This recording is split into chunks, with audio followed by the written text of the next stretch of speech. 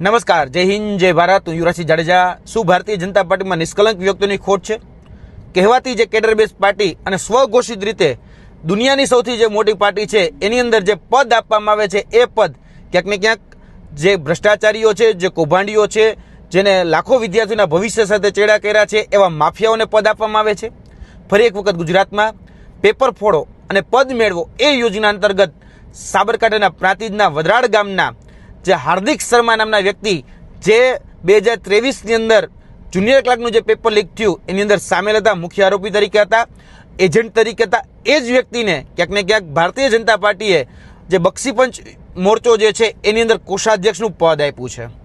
કહેવાતી જે cadre base party છે, કહેવાતી જે વિશ્વની સૌથી મોટી પાર્ટી જે છે, સ્વઘોષિત રીતે જે કહે છે અને દરેક વખતે બણગા ફૂકે છે કે અમે કોઈ ચમરબંધીને છોડતા નથી, એ દરેક ચમરબંધીને પકડી અને ભારતીય જનતા પાર્ટી છે એ પદ આપવાનું કામ કરે છે.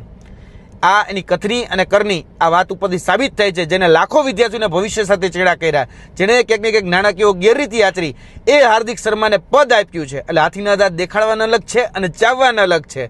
ક્યાંક ને ક્યાંક એની કથની અને કરીમાં જમીન આસમાનનો ફરક છે. આ વાત ઉપર સિદ્ધ થાય છે.